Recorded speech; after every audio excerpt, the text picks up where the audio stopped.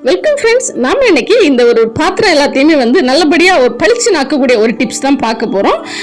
நான் கொஞ்ச நாளைக்கு முன்னாடி ஒரு ஷார்ட்ஸ் வீடியோ பார்த்துட்டு இருக்கும்போது அதில் ஒரு அக்கா நம்ம பாத்திரம் கழுவக்கூடிய லிக்விட் அதுக்கப்புறமா வினிகர் இந்த ரெண்டையும் ஆட் பண்ணி அவங்க பாத்திரத்தை நல்லாவே க்ளீன் பண்ணி காட்டினாங்க.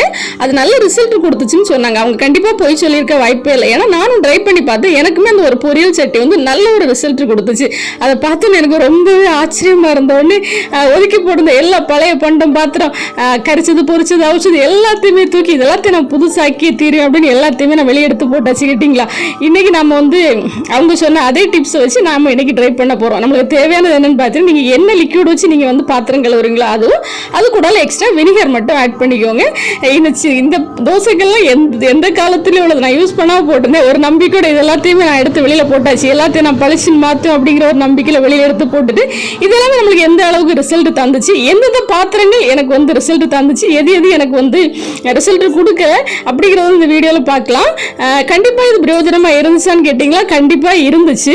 இது உங்களுக்கும் பிரயோஜனமாக இருக்கும் அப்படின்னா இதை நான் உங்க கூட ஷேர் பண்ணிக்கிறேன். இந்த சட்டியில் அந்த பொரியல் வச்சு நம்மளுக்கு எண்ணெய் திட்டு மாதிரி அப்படியே படிஞ்சு போயிருக்கும். அது எல்லாத்தையுமே நான் எடுத்து வச்சுக்கிட்டேன். இப்போ இதெல்லாத்தையுமே நம்ம வாஷ் பேஷனில் எடுத்து போட்டுக்கிறேன். போட்டுட்டு ஒரு பிளாஸ்டிக் ஒரு டப்பா ஒன்று எடுத்து வச்சுருக்கேன். நான் என்ன பண்ண போகிறேன் அப்படின்னா, எல்லாத்தையுமே நான் சொன்ன அந்த லிக்விட் எல்லாத்தையுமே சேர்த்து இதை நான் ஒரு 2 மணி நேரம் அப்படியே ஊற வைக்க போகிறேன். ஏன்னா இதில் படிஞ்சிருக்க அழுக்கு ரொம்ப ஜாஸ்தியாக இருக்கிறதுனால இது எல்லாத்தையும் ஒரு 2 மணி நேரம் இந்த லிக்விட் எல்லாத்தையும் யூஸ் பண்ணி நான் லைட்டாக மேலோட்டமாக ஒரு தேய்ப்பு தேய்ச்சி இதை நான் வைக்க போகிறேன். வச்சு ஒரு 2 மணி நேரம் கழிச்சதுக்கு அப்புறமா வேகமாக ஸ்க்ரப்பர் போட்டு நல்லா அழுத்தி தேய்ச்சிக்கலாம்.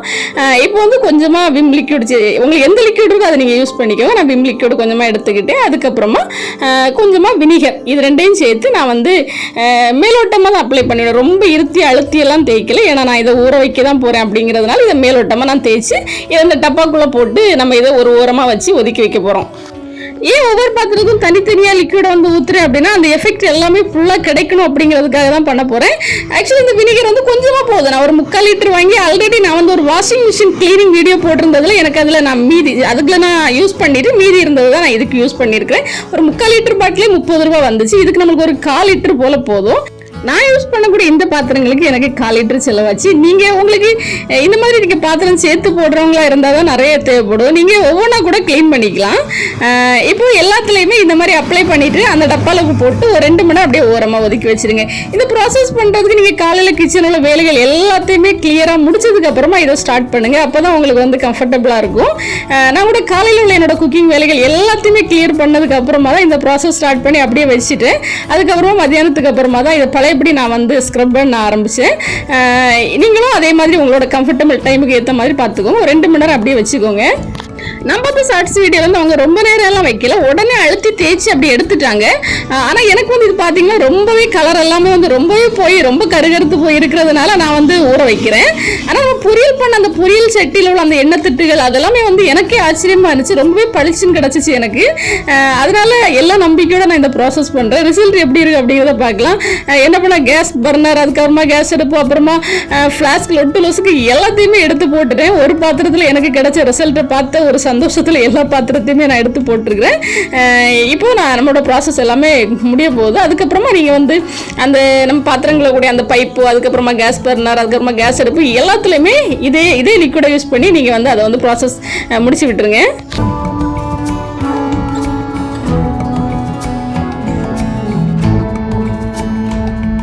இது பைப்புலலாம் கூட ரொம்பவே எண்ணெய் திட்டுகள் எல்லாம் படிஞ்சு ரொம்பவே கருகருத்து போய் தான் இருந்துச்சு. நான் அதையுமே நல்ல ரிசல்ட் கிடைக்கும் அப்படிங்கிறதுனால அதுலேயுமே நான் எல்லாத்துலேயுமே அப்ளை பண்ணி விட்டுட்டேன்.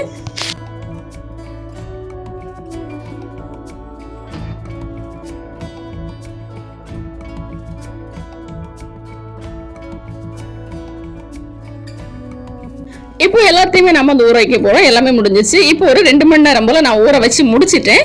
இப்போ எல்லாத்தையுமே நம்ம என்ன பண்ணணும் அப்படின்னா, அதுக்கப்புறமா ஒரு பாத்திரத்தில் கொஞ்சமாக வினிகர் சேர்த்துக்கோங்க. அதுக்கப்புறமா கொஞ்சமாக வாஷிங் லிக்விட் சேர்த்துக்கோங்க. பாத்திரங்களை கூடிய லிக்விட் சேர்த்துக்கோங்க. சேர்த்துட்டு இப்போ நம்ம ஊற வச்ச எல்லா பாத்திரத்தையுமே இனிமே தான் நம்ம அழுத்தம் கொடுத்து நம்ம தேய்க்க போகிறோம்.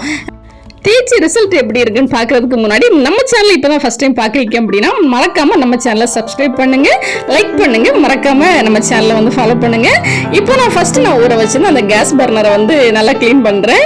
இதை க்ளீன் பண்ணும்போதே அந்த அழுக்குகள் அந்த புகை முட்டை மாதிரி கிறுக்கிறுன்னு இருந்துச்சு. அந்த பர்னர் வந்து நல்லாவே அந்த அழுக்கு வந்து நல்லாவே மெல்ட் ஆகி வரதை பார்க்கும்போது எனக்கு வந்து ரொம்பவே சந்தோஷமா இருந்துச்சு. நல்ல ஒரு கோல்டன் கலரில் ஃபர்ஸ்ட் கேஸ் அடுப்பு வாங்கும்போது இருந்த அந்த கலர் வந்து அதில் கொஞ்சம் கொஞ்சமாக அந்த கேப்பில் தெரிய ஆரம்பிக்கும் போதே அதான் ரொம்பவே ஹாப்பியாக இருந்துச்சு. அதனால் மீதி எல்லா பத்திரமும் எனக்கு பளிச்சுன்னு கிடைக்கும் அப்படிங்கிற ஒரு நம்பிக்கையும் வந்துச்சு. இது இப்போ நான் கழுவி காட்டுறேன் எந்த அளவுக்கு அந்த அழுக்கு போயிருக்கும், ஃபர்ஸ்ட் எந்த அளவுக்கு கேவலமாக இருந்துச்சு அப்படின்னு நீங்களே பார்த்துருப்பீங்க. இது எனக்கு இந்த கேஸ் பர்னர் எனக்கு நிஜமாவே நல்ல ஒரு ரிசல்ட் கொடுத்துச்சுன்னு தான் சொல்லணும். நான் ஃபர்ஸ்ட் கேஸ் அடுப்பு வாங்கும்போது இருந்த அந்த கலர் வந்து எனக்கு திரும்பவும் கிடைச்ச மாதிரியே இருந்துச்சு. இப்போ நான் எல்லா பாத்திரத்தையுமே வந்து ரொம்ப அழுத்தம் கொடுத்து நல்லா ஸ்க்ரப் பண்ணி விட்டுட்டு கடைசியில் ஒவ்வொரு பாத்திரத்தோட ரிசல்ட் எப்படி இருந்துச்சு அப்படின்னு காட்டுறேன். நிஜமாவே ரொம்ப ஹாப்பியான விஷயம் தான். நீங்கள் கண்டிப்பாக ட்ரை பண்ணி பார்க்கலாம். வெயிட் பண்ணுங்க, நான் எல்லாத்தையுமே ஃபாஸ்ட்டாக ஸ்க்ரப் பண்ணி எல்லாத்தையுமே வாஷ் பண்ணிட்டு கடைசியாக ஒரு பாத்திரமா நான் காட்டுறேன். ஃபர்ஸ்ட் எப்படி இருந்துச்சு, நெக்ஸ்ட் எந்த அளவுக்கு மாறி இருக்கு அப்படிங்கிறத சொல்கிறேன். வெயிட் பண்ணுங்க.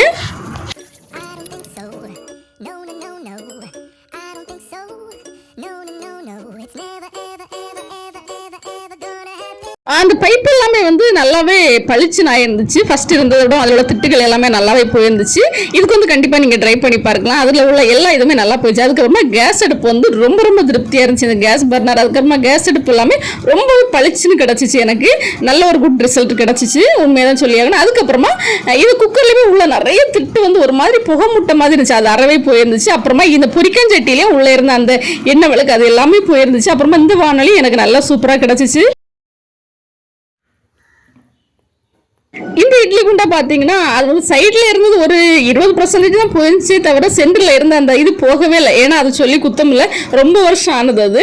ஆனால் இந்த தோசைக்கல் வந்து கூடி போனால் ஒரு 20-30% தான் அதில் இருந்த அழுக்கு வந்து ரிமூவ் ஆயிடுச்சே தவிர எனக்கு அதில் வந்து நல்ல ரிசல்ட் கிடைக்கலன்னு தான் சொல்லணும். ஏன்னா அதை சொல்லி குத்தமில்லை, அது கிட்ட ரொம்ப வருஷம் ஆனது, ரொம்பவே தீஞ்சி போயிருந்தது. அதை வந்து நான் ஆக்கரில் போடணும் அப்படின்னு தான் எடுத்து வச்சிருந்தேன். மித்தப்படி வந்து நம்ம அந்த தோசைக்கல் அதுக்கப்புறம் அந்த இட்லி குண்டா தவிர மீதி எல்லாமே நல்ல ரிசல்ட் கொடுத்துச்சு. நீங்கள் கண்டிப்பாக இதை ட்ரை பண்ணி பார்க்கலாம், நல்ல ஒரு ரிசல்ட் கிடைக்கும் உங்களுக்கும். பாத்திரம்னா பழசாக தான் செய்யும், சமைச்சா சண்டைனா சட்டைக்கிளியும், அது மாதிரி சமைச்சா பாத்திரம் பழசாகும் அப்படிங்கிறத அக்செப்ட் பண்ணிப்போம். இருந்தாலும் நம்மகிட்ட இருக்கக்கூடிய பாத்திரங்கள் இந்த மாதிரி லோ பட்ஜெட்ல சின்ன சின்ன குட்டி குட்டி டிப்ஸை யூஸ் பண்ணி நல்லா பளிச்சுன்னு பார்த்துக்க முடியும்.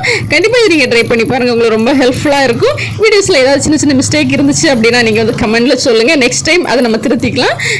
நம்ம சேனல் நிறைய டிப்ஸ் வீடியோஸ் போட்டிருக்கோம், அதையும் போய் பாருங்க.